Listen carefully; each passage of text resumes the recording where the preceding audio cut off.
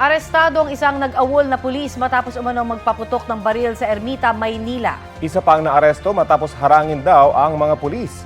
Balita hatid ni Jomer Apresto. Ito po yung hinahanap naming baril. Ito po. Nasa ilalim po ng sasakyan. Sinubukan pang itago ng isang lalaki sa suspensyon ng sasakyan ang isang baril na ginamit umano niya sa pagpapaputok sa Ermita, Maynila nitong Martes ng gabi. Ang suspect, isa raw awol o absent without official leave na pulis na dating miyembro ng PNP Special Action Force. Nagtatrabaho siya ngayon bilang caretaker ng isang property.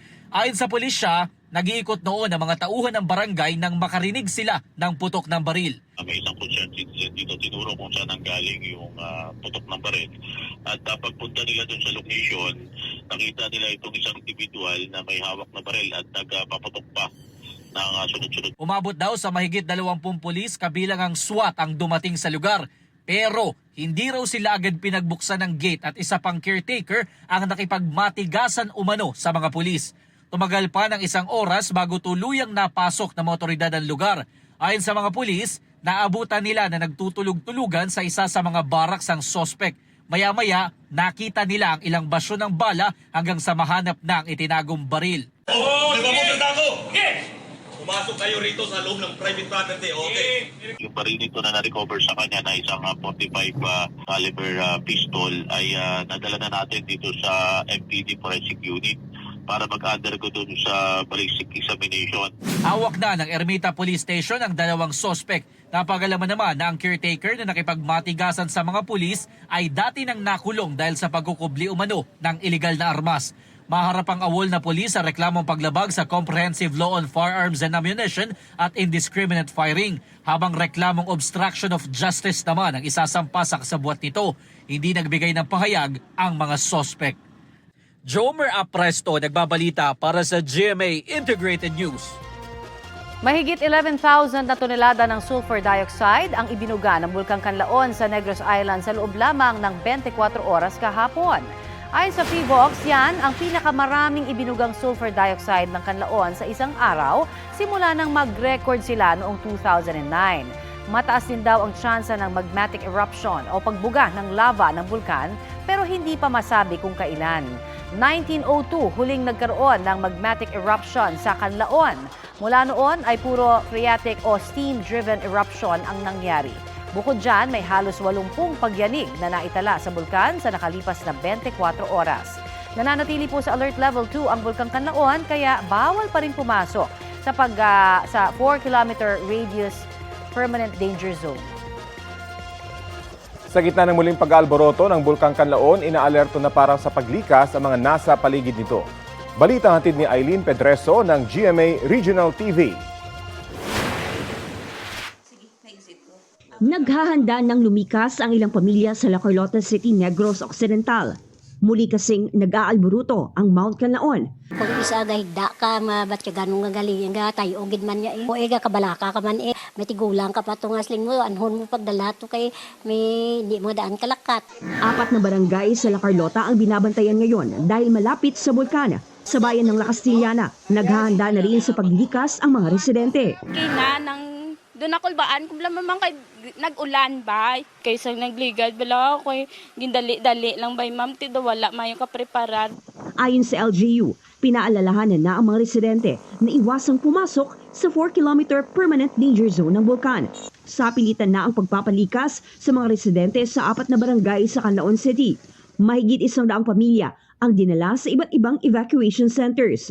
Kanselado rin ang klase at sarado ang tourist spots sa lugar. Ang aton nga recommendation is that you limitaan mo ang exposure sa SO2, avoid outdoor activities. Eileen Pedreso ng GMA Regional TV, nagbabalita para sa GMA Integrated News. Mahigit 100 o 1 milyong pisong halaga ng smuggled na gulay at sigarilyo ang nasabat sa Subic Bay Freeport Zone sa Zambales. Sa General Trias, Cavite naman, dead on the spot ang isang rider matapos na pumailalim sa container truck. Ang mainit na balita hatid ni Claire Lacanilaw Dungca ng GMA Regional TV. Sa kuha ng amateur video, makikita ang 2 tao na nakahandusay sa kalsada matapos sumemplang ang sinasakyang motorsiklo sa Mangaldan, Pangasinan. Tumilapon ang rider at ang angkas niya. Galing sa tindahan ang dalawa kung saan sila bumili ng merienda. Matinding sugat sa ulo at iba't ibang bahagi ng katawan ang tinamon ng dalawa. Patay ang angkas, inoobserbahan naman sa ospital ang rider. Yung nakasingle po ma'am, sobrang bilis po nilang magpatakbo. Tapos nahulog po yung babae, yung driver ng motor, na-balance siya. Kaya doon nauntog yung babae doon sa simento. Ayon sa pag-iimbestiga natin, yung dalawang involved, yung driver sa yung back ride, nakainom po ng alak. At parehas po sila na wala pong helmet. Kaya nung sumemplang sila, walang proteksyon ng ulo niya, kaya napuruhan po yung kanilang ulo. Patuloy ang investigasyon.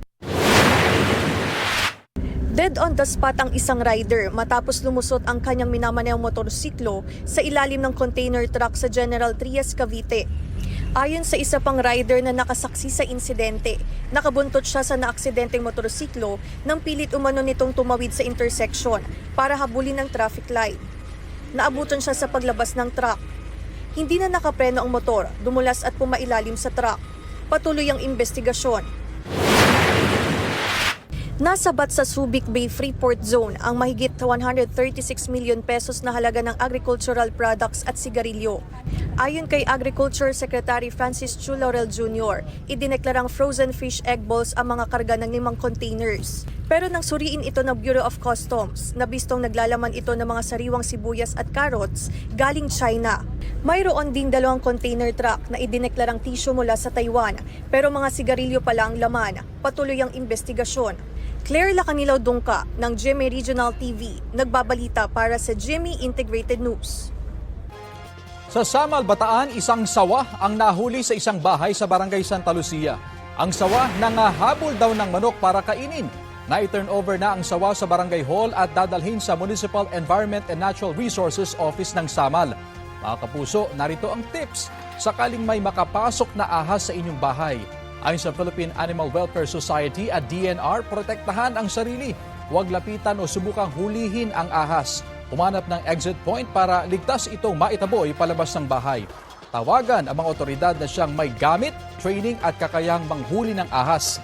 I-contain ang ahas gamit ang tela o kahon para mapakalma ito habang hinihintay ang mga otoridad. Para hindi makapasok ang ahas sa loob ng bahay naman, tanggalin ang mga nakatambak na bato, kahoy at matataas at makapal na damuhan. Takpan din ang mga crack o butas sa bahay.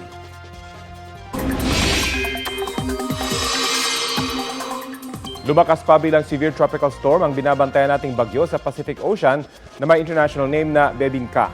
Huling namata ng sentro ng bagyo, 1,975 kilometers silangan ng Central Luzon. May taglay itong lakas ng hangin na aabot sa 95 kilometers per hour. Ayon sa Pag-asa, patuloy pang lumalakas ang bagyo at posibleng maging typhoon ito sa sandaling pumasok na sa Philippine Area of Responsibility bukas. Hindi naman inaasahang maglalandfall sa bansa ang bagyo na tatawagin sa local name na Ferdy. Mararamdaman na ang trough o extension ng nasabing bagyo sa Cagayan Valley Region, Aurora, Quezon, Bicol Region, Eastern Visayas at Caraga Region. Nagsisimula na ring lumakas ang hanging habagat dahil sa bagyo. Maulan po ngayon sa ilang bahagi ng bansa. Ang ilang lugar sa Palawan, isinailalim sa orange o kay yellow rainfall warning. Pinaalerto ang mga residente mula sa banta ng baha. Itinaas naman ang rainfall advisory sa Siquijor, Leyte at ilang bahagi ng Southern Leyte at Negros Oriental. Tatagal po ang mga nasabing babala hanggang alas 11 ngayong umaga. Asahan ng ulan sa mga susunod pang oras sa halos buong bansa kasama na ang Metro Manila base sa rainfall forecast ng Metro Weather. Posible ang heavy to intense rains na maaaring magdulot ng baha o landslide. Balik normal na ang operasyon ng LRT2 bago mag-alas 10 ng umaga. Ito po ay matapos tumirik ang isang tren sa bandang J. Ruiz Station bago mag-alas 8 ng umaga ayon kay Light Rail Transit Authority Administrator Attorney Hernando Cabrera sa panayam ng Super Radio DZBB. Kahapon, nagkaaberya rin po sa operasyon ng LRT-2 dahil naman po yan sa problema sa power supply. Isa pang deportation case ang nadagdag sa patong-patong ng kaso laban kay dismissed Mayor Alice Guo. Balita ang hatid ni Salima Refran.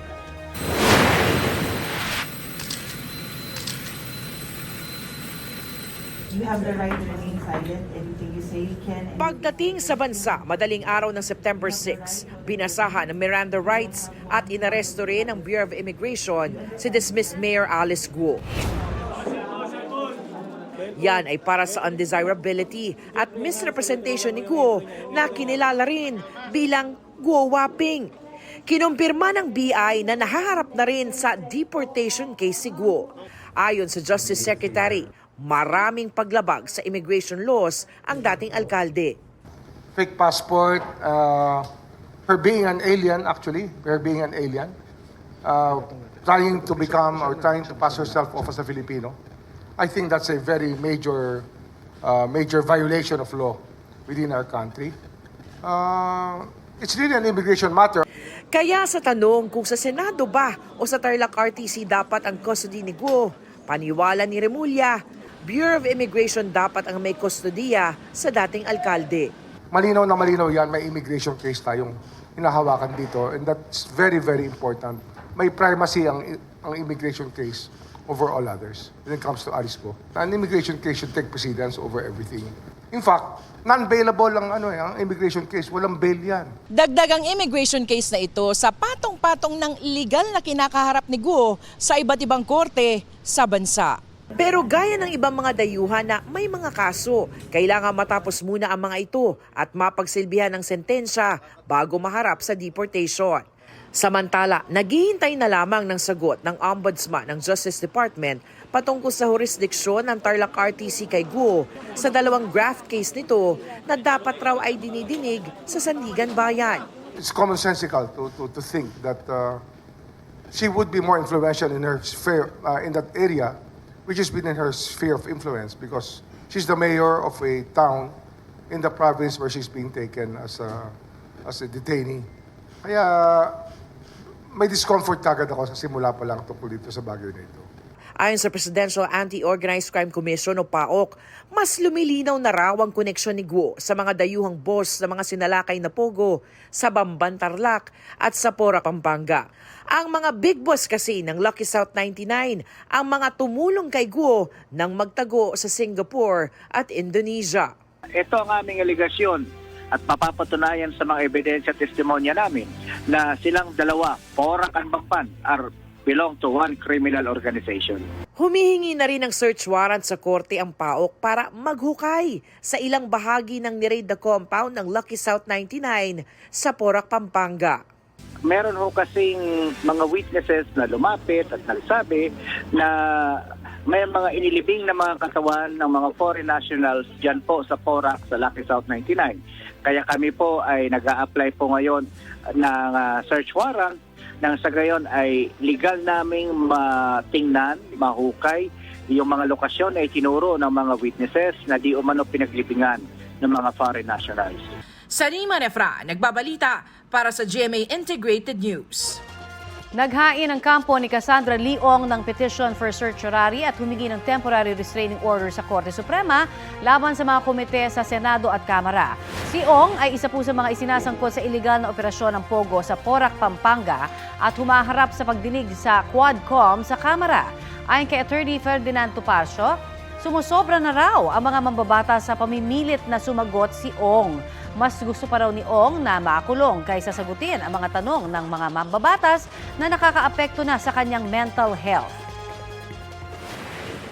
Sinisigawan siya, kinukutya siya, she's being ridiculed, ini-intimidate, tinethreaten, may mga very insulting words na sinasabi po sa kanya. Kayo naman po mismo ang mga saksi nito. Yun lamang po ang nais namin pigilin, that once the right to remain silent is invoked, no further questionings should be made. Ayon kay Senadora Risa Ontiveros, nananalig siya na papanigan ng Korte Suprema ang kapangyarihan ng Senado na mag-issue ng subpoena at mag-contempt. Ayon naman kay Congressman Dan Fernandez, hindi pwedeng gamitin ni Ong ang right to remain silent. Pwede naman daw niyang i-invoke ang right against self-incrimination depende sa tanong. Babala ni Topacio kay Fernandez, hindi siya dapat nagkokomento tungkol sa merit ng petisyon. Kung magpapatuloy si Fernandez, mapipilitan daw si Topacio na maghain ng mosyon para i-contempt siya sa korte. Wala pang pahayag si Fernandez kaugnay nito. Bistado sa CCTV ang pag-akyat bahay ng isang lalaki sa Rodriguez, Rizal. Sinusubukan para bumalik ng suspect sa bahay para hanapin ang kanyang damit pang itaas. Balita hatid ni Bam Alegre. Sa CCTV footage na ito, kita ang isang lalaki nakaputing t-shirt na dumating sa harapan ng isang bahay sa barangay Manggahan, Rodriguez, Rizal. Maya-maya, inakyat niya ang bahay gamit ng kalapit na poste ng ilaw. Nakunan din ng CCTV ang paglabas ng suspect mula sa second floor ng bahay. Wala na siyang damit pang itaas. Dali-dali siyang nag-eskapo pababa sa poste ng ilaw. Ito yung poste sa may CCTV kung saan nakita yung suspect. Dito yan sa ating likuran. At ayon sa biktima, bukod sa pagnanakaw, sinaktan din daw siya ng suspect. Ipinakita ng biktima sa pulisya ang mga natamo niyang sugat mula sa suspect. Natangay raw ng suspect ang bag niyang may wallet at may lamang 3,000 pesos at mga ID. Matapos magsumbong ng biktima sa pulisya, nagkasa sila ng follow-up operation para mahanap ang suspect na natukoy bilang isang delivery rider. Ang modus po nito ay dahil nga delivery rider, habang nagde-deliver po siya ng kanyang mga parcel, ay naghahanap na rin po siya ng possible na magiging biktima. Bali, ang na-recover lang po natin na ebidensya laban sa kanya ay yung kanyang t-shirt po na naiwan sa bahay. Sa wallet yung nanakaw pong bag na may laman pong pera at ID ay hindi na po natin na-recover sa suspect. Sa tulong ng tip mula sa barangay, natuklas ang sinubukang bumalik ng suspect sa pinangyarihan ng krimen dahil hinahanap daw niya na walang t-shirt. Dito na natrack ang kanyang pagkakakilanlan at ang tirahan niya sa kalapit na barangay San Isidro kung saan siya naaresto. No comment ako dun, sir. Naharap ang suspect sa kasong robbery pati na rin physical injury dahil sa pananakit sa biktima. Bam Alegre, nagbabalita para sa GMA Integrated News. Madaragdagan pa ang sagot na gastos ng PhilHealth para sa mga miyembro nilang nagpapadialysis. Mula 4,000 pesos, magiging 6,350 pesos kada session na ang hemodialysis package. Sagot niyan ang mga pampubliko at pribadong dialysis units. Nagdesisyon daw ang PhilHealth na magbigay ng mas malaking benepisyo kasunod ng abiso ni Pangulong Bongbong Marcos. Hinihintay na lamang ang ilalabas na circular ng PhilHealth kung kailan yan ipatutupad. Nito lamang Hunyo nang huling itaas ang dialysis package sa 4,000 pesos mula sa 2,600 pesos kada session.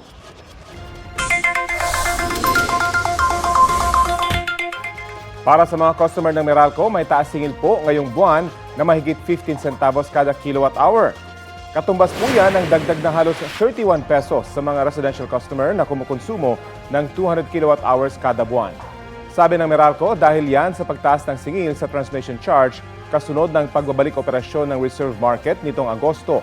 At hindi pa raw dyan nagtatapos ang taas singil sa kuryente. Sa susunod na buwan na po kasi magsisimula ang 12 buwan na dagdag singil dahil sa bagong fuel supply contract ng Meralco na inaprubahan ng Energy Regulatory Commission.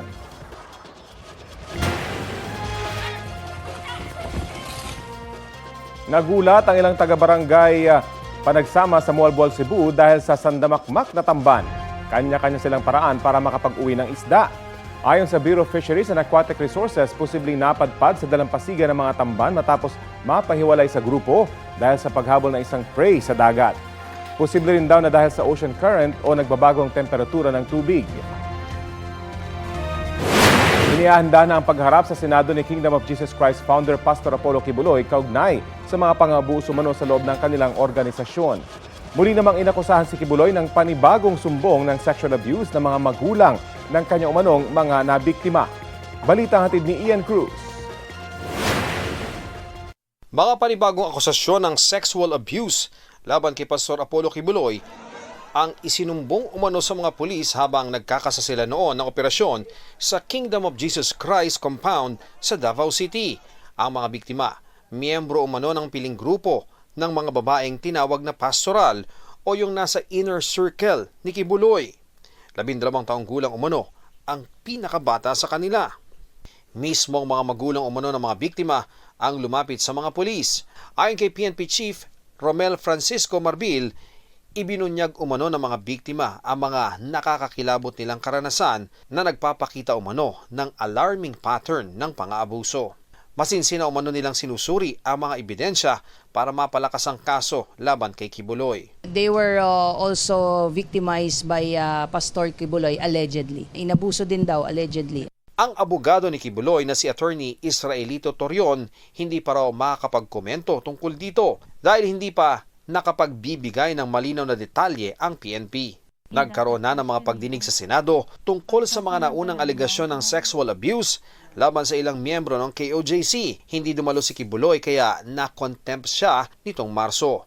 Naipon na ngayon ang mga tanong sa kanya. Paano isinet up na yung mga taong ni-recruit niya bilang mga nananampalataya sa kanya at sa kanyang kingdom ay sa halip inabuso ng mga babae, pati yung mga menor de edad, mga lalaki pero pinagmalupitan din niya, yung mga pinilit niyang maglimos para pala sustentuhan lang yung kanyang marangyang pamumuhay, yung mga effectively inhuman trafficking niya sa iba't ibang bahagi ng Pilipinas at pati sa ibang mga bansa.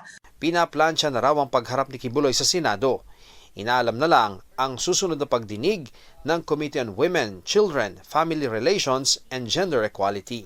Susulat na ako sa nauukol na korte para masigurong andito rin siya bilang pagsunod din sa standing warrant ng Senado para sa kanya. Sinikap ng GMA Integrated News na makuha ang panig ni Kibuloy tungkol dito sa pamamagitan ng kanyang abogado pero hindi nila sinagot ang aming text at tawag. Si Senador Bato de la Rosa naman gusto ring malaman ang detalye ng pagsuko ni Kibuloy nitong linggo ng gabi. Hindi pa ako masyado nalilinawan sa exact details of his surrender. Nandun ka lang sa loob, nagtatago. Gante, nasa loob ka lang. Eh, kung mag-surrender ka, paano na-involve ang isap? Nawala mang isap doon sa loob. Di ba? Alam ka naman, papasok pang isap doon sa compound ng QGC para mag-surrender ka. Papaya kayong pulis na kontrolado nila yung area. May kasong child and sexual abuse si Kibuloy at mga kapwa niya akusado sa Quezon City RTC Branch 106. Sakaling manaig ang utos ng korte, ililipat ang pastor at si Crescente Canada sa kulungang ito sa Quezon City Jail. Sa female dorm naman ikukulong sina Jacqueline Roy, Ingrid Canada at Sylvia Semañez. Depende sa security assessment kung ihahalo ba sila sa ibang persons deprived of liberty. Kung ano ang treatment, how we classify, pagsiselda at treatment sa isang ordinaryong PDL, ganun din po sa kanya kasi ordinaryong PDL lang po din yan sa paningin ng BJP. Sa ngayon, nanatili muna sa PNP Custodial Center ang mga akusado dahil sa mosyon ng PNP.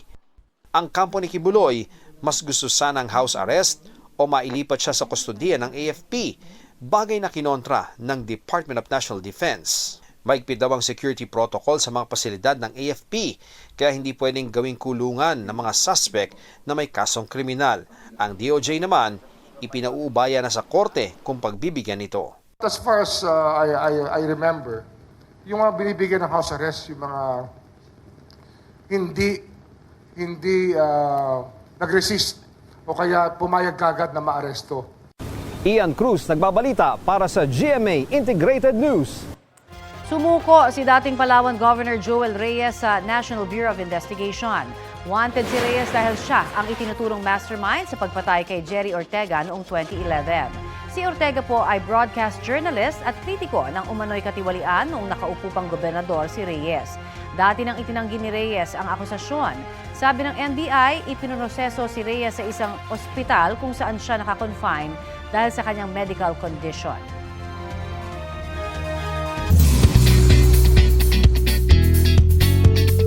Konting kembot na lang mga mare at pare, weekend na. And speaking of weekend, balik Pilipinas na si American singer David Archuleta para sa kanyang upcoming concert. Kagabi dumating si David sa Ninoy Aquino International Airport kung saan sinalubong siya ng kanyang fans. Kaninang umaga, bumisita si David sa unang hirit at game na sumali sa iba't ibang song challenges. Sa panayam ng GMA Integrated News, looking forward si David na mapasaya ang Pinoy Archies sa kanyang concert sa Sabado. Sabi rin ni Archie, iba rin daw ang feels na hatid ng kanyang pagbabalik bansa. Sometimes you think, oh, am I ready to come back and give a good show? Well, coming back, it helps remind me like what's so great about the Philippines, and the people here are so welcoming. They're so kind.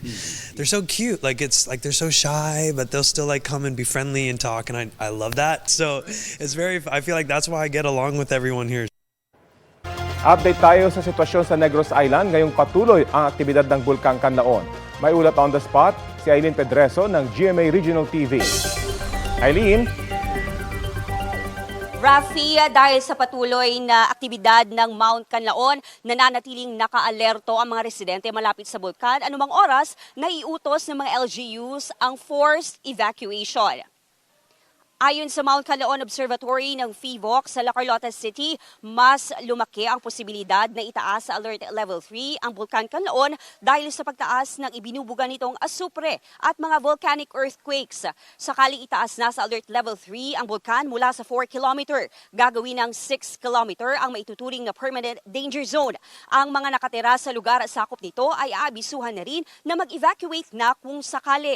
Pinaalalahanan rin ang mga residente lalo na sa mga lugar kung saan posibleng makalanghap ng asupre na magsuot ng face mask. Nananatiling suspendido ang klase sa lahat ng antas sa bayan ng La Castellana, gayon din sa mga barangay sa La Carlota City na malapit sa bulkana. Ang mga opisyales ng barangay tumutulong na rin sa LGU sa pag-abiso sa mga residente na maging alerto at handa anumang oras na kailangan ng lumikas. Ang aton nga SO2 emission naglabot sa 11,556 tons per day. Ang aton nga SO2 emission amo ni siyang pinakamataas natin nga na record within the monitoring period sa Canlaon Volcano. Pwede ni siya nga mag-elevate into an alert level 3 nga scenario. At alert level 3, pwede kita mag-expect nga may ara kita nga mga magmatic intrusion na sa aton nga bulkan. Anytime, pwede magkaroon kita sa mga eruptions, which is dangerous siya sa mga tao nga malapit sa bulkan.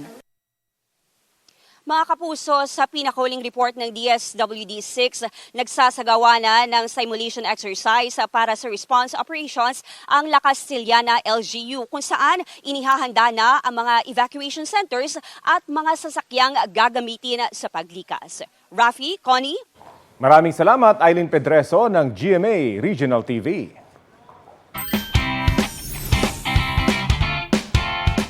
Wagi abroad ang ilang atletang Pinoy sa iba't ibang sports. Sa pool, itinanghal na champion sa 2024 Massey World Pool Billiard Association Women's World 9-Ball Championship si Rubilin Bingkay Amit. Natalo niya sa 4 na sets ang pambato ng China na si Ximing Chen sa kanilang laban sa Hamilton, New Zealand. Ang premyo, $50,000 o halos 3 milyong piso. Double bronze naman ang panalo ng mga pambato ng Pilipinas sa 2024 World Beach Sambo Championship sa Casablanca, Morocco. Nakuha yan nina Sydney C. at Geneva Cosigna mula po sa magkaibang kategorya. Good job! Update po tayo sa pagbabantay ng PHIVOC sa Bulkang Canlaon sa Negros Island. Kausapin natin si PHIVOC's Volcano Monitoring and Eruption Prediction Division Chief, Maria Antonia Bornas. Magandang umaga at welcome po sa Balitang Hali. Magandang umaga po, Sir Rafi. Opo, pakipaliwanag lang po yung sinasabi ng PHIVOC na anomalous, yung mga nangyayaring aktibidad ngayon ng Canlaon at posible itong humantong sa magmatic eruption. Pwede po mula po nang nagtaas tayo ng alerto noong June 3 matapos po sumabog ang bulkan ay marami na po tayo na tatala ng mga volcano-tectonic earthquakes at meron na pong pagtaas na ng sulfur dioxide emissions sa bulkan. Mas mataas po than yung normal dahil ang background po natin na seismicity o yung tala ng lindol ay nasa 0 to 5 earthquakes per day lamang po at ang sulfur dioxide po ay nasa 300 tons per day. Sa ngayon po, kahapon ay nakapagtala po tayo sa loob ng 24 oras ng karagdagang 79 na VT earthquakes At nung mga dalawang nakaraang araw ay daan-daan po yung ating record, no? Kabit-kabit na po na volcano-tectonic earthquakes. At kahapon din po pumalo ng 11,556 tons per day ang sulfur dioxide emission. Ito po ang pinakamataas na nasukat na natala po natin para sa bulkan.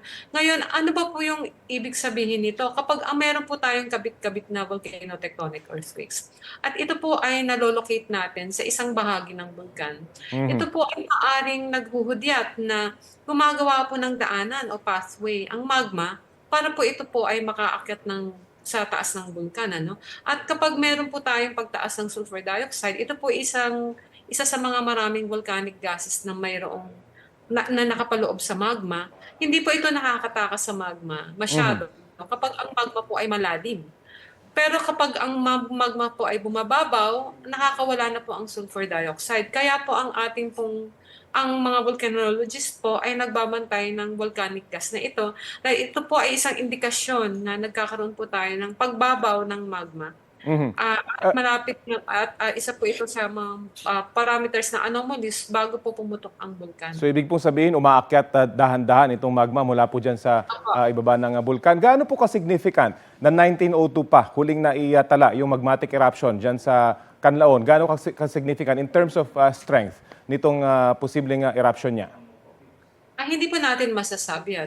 Ang marami po tayong mga bulkan na matagal po talagang matulog. Pero hindi po niyang kahulugan na porque matagal po itong natutulog ay mayroon po itong equivalent na strength. No? Ang taon po ay isa pa sa mga long-lived nating bulkan. No? Ito po ay nasa isang volcanic ridge dahil matagal na po itong pumuputok at napag-iwanan na po niya yung ibang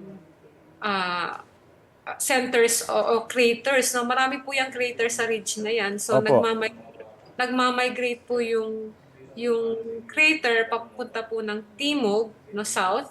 Kaya po mahaba siyang ridge. So medyo matanda na po itong Canlaon, medyo malaki po yung vulkan.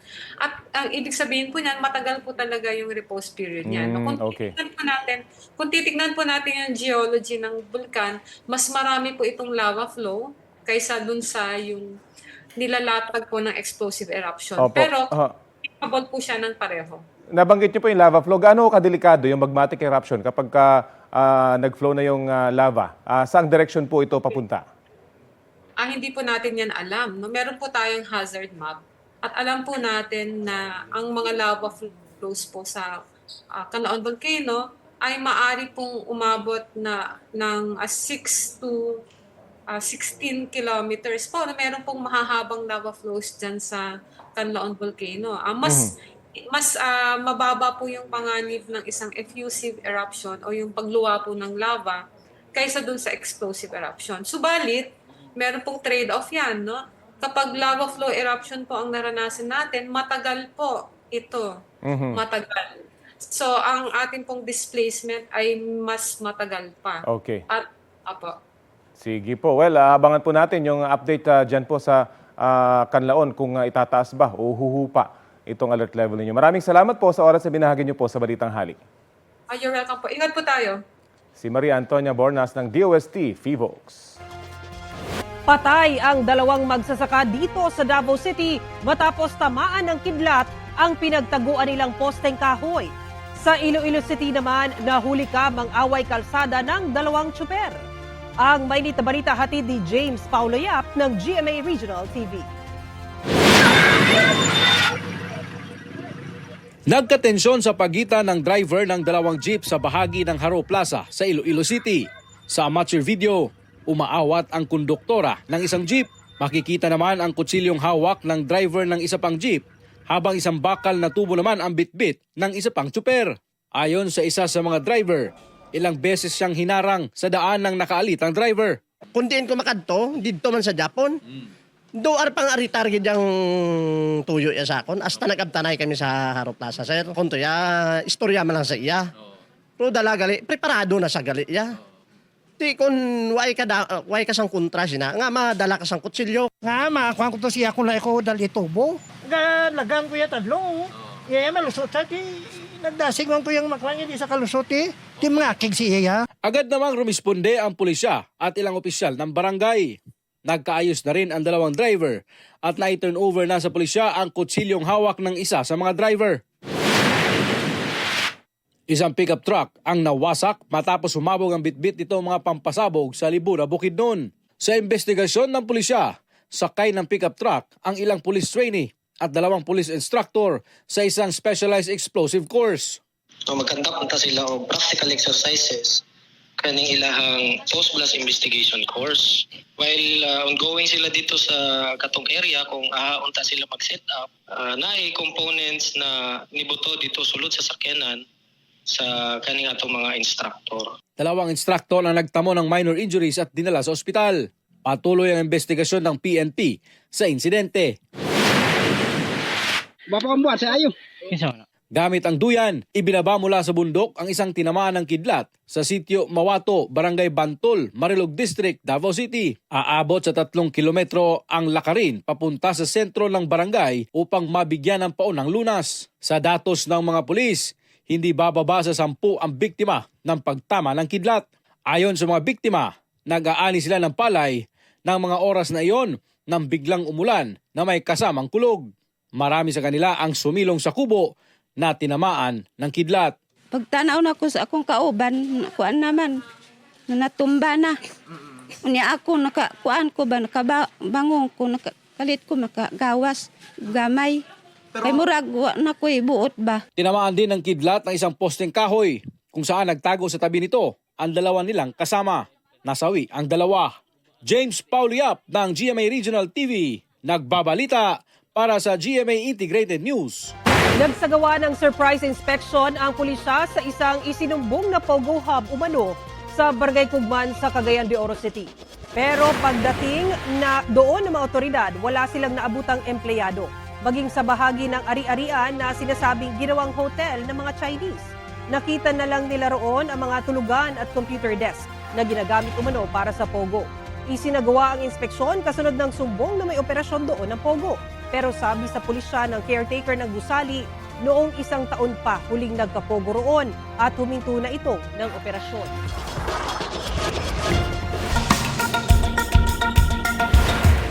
Patuloy pa rin ang pagkalat ng wildfire sa ilang lugar sa California sa Amerika.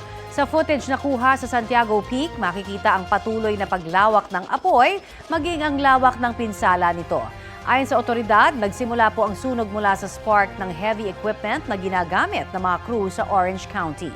Patuloy ang pag-apula ng mga otoridad sa wildfire. Huli kamang pagnanakaw ng isang lalaking nagpanggap na customer sa isang tindahan sa Quezon City. Tinangay niya ang cellphone ng tindera. Balitang hatid ni James Agustin. Bumaba mula sa minamaneho niya motorsiklo ang isang lalaki na nakuha na sa CCTV sa Barangay E. Rodriguez Sr. Quezon City. Pumasok ang lalaki sa tindahan. Ang kanyang kasama na iwan sa labas. Nakipag-usap sa mga nagtitindang lalaki. Ilang beses na tumitingin-tingin sa labas. Ilang saglit pa bigla na lang may kinuha sa estante ang lalaki. Inilagay niya ito sa bulsa ng kanyang pantalon. At maya-maya umalis na siya.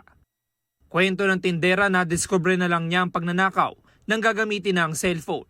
Nagpanggap pa raw ang lalaki na customer na bumibili ng delata at bottled water. Nagtanong po siya kung magkano po yung mineral. Tapos sabi ko po, meron pong malaki. Sabi niya, sige ayun ang malaki. Tapos binigay ko po yung pagkatalikod ko po, doon yun na po pala nakuha yung cellphone ko. Sabi, wala bang mas malaki dyan? Sabi ko, meron. Ay wala na po. Tapos binalik ko po yung tapos pagharap ko po, po siya, nagmamadali po siyang lumabas. Ikatlong araw pa lang sa trabaho ng biktima na mangyari ang insidente. Hindi raw niya lubos sa kalain na mananakaw ang cellphone na nagkakalaga ng mahigit 8,000 piso. Mahalaga po. Kasi po po yun pamana pa po sa akin ng tito ko po, nang namatay po. Tapos po nagastusan ko na po ng malaki. Mga ilang years na po yun sa akin. Nakapag-report na ang biktima sa barangay. Sa inisyal na investigasyon, hindi raw nila residente ang mga salarin.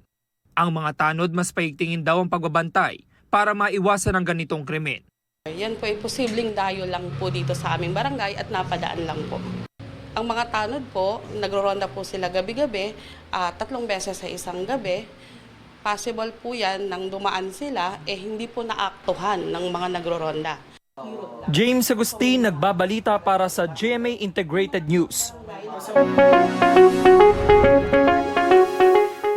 na ang aktibong kaso ng MPOX sa Pilipinas ayon sa Department of Health. 11 po ang naitala sa Metro Manila, 3 po sa Calabarzon at 1 naman sa Cagayan Valley. 14 dyan ay lalaki at 1 naman ang babae. Para maiwasan ang hawaan, laging maghugas po ng kamay. Panatilihing malinis ang katawan at iwasang magdikit sa ibang tao. Magsasagawa na rin po ng matinding information dissemination ang MMDA tungkol sa sakit para maiwasan ang pagkalat nito.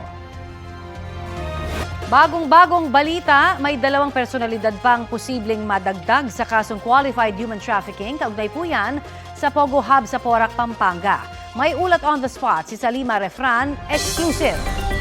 Salima?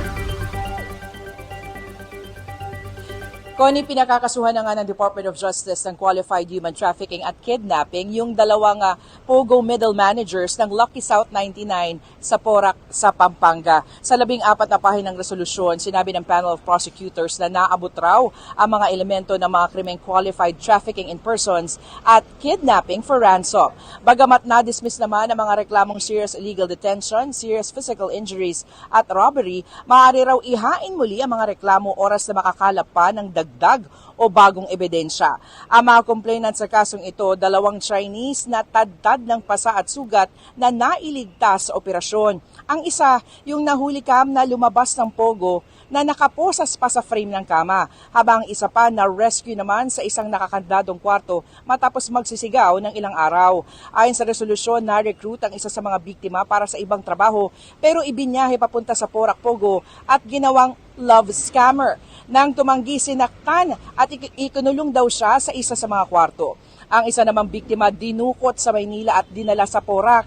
Hiningan raw ng 300,000 pesos na ransom ang kanyang pamilya sa China at nang hindi makabayad, dito na siya sinaktan at pinosa sa frame ng kama.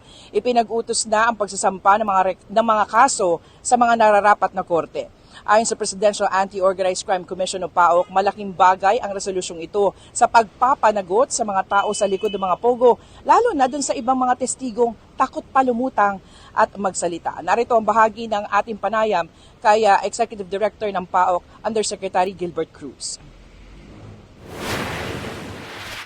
Yung pag ganito kasi, yung nagiging cooperative yung mga witnesses natin, yung mga complainants, madali nating mapapausad yung ating kaso laban dito sa mga big players na sinasabi mo, like yung former mayors Alice Go and sila Cassandra Ong. Sila kasi yung mga malaking pangalan na nababanggit dito. Connie, sa ngayon nga ay nasa kustudiya ng PAOK yung mga akusado. Kailangan munang matapos yung paglilitis sa kanila at pagsilbihan nila yung sentensya kung makoconvict sa kaso bago harapin naman yung mga nakaambaring deportation case laban sa kanila. Yan muna ang latest mula nga dito sa Department of Justice sa Maynila. Connie. Maraming salamat, Salima Refran. Nagkaroon ng Anilay Prangka at malalimang usapan ng Pilipinas at China kaugnay sa mga issue sa South China Sea, partikular sa Escoda Shoal ayon sa Chinese Foreign Ministry. Sa nasabing bilateral consultation mechanism, muling iginiit ng China ang kanilang sovereignty sa Escoda Shoal. Dapat din daw nating alisin ang ating mga barko roon. Muli namang binigyang diin ng Pilipinas na sakop ng exclusive economic zone ng bansa ang Escoda Shoal. Handa naman daw ang Pilipinas sa mga paraan para mapababa ang tensyon sa lugar. Nagkasundo naman ang 2 bansa na ipagpapatuloy ang pag-uusap at diplomasya. Bago yan, naghain na ng diplomatic protest ang DFA kaugnay sa sunod-sunod na harassment ng China sa mga barko ng Pilipinas sa Escoda Shoal, kabilang ang BRP Teresa Magbanwa. Nakahanda naman daw ang Philippine Navy sakaling tangkayin itong tanggalin doon ng China, pero hindi na nila ito idinitalye.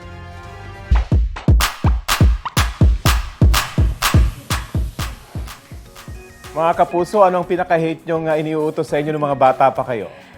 Maglaba. Ayoko yun. Pare-pare pala. Talaga, iniutos ka maglaba, ha? Ibahin niyo raw ang isang baby girl from Dumaguete City na maasahan.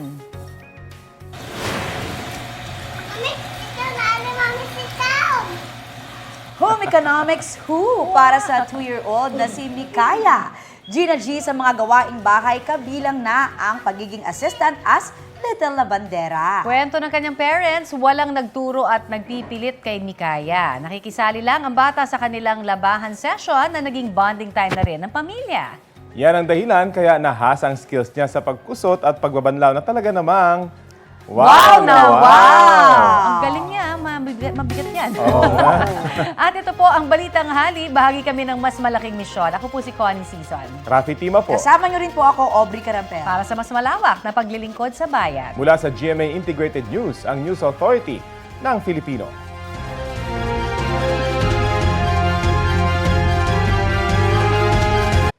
Kapuso, para sa mga maiinit na balita, mag-subscribe sa GMA Integrated News sa YouTube. Sa mga kapuso naman abroad, subaybayan nyo kami sa GMA Pinoy TV at sa www.gmanews.tv.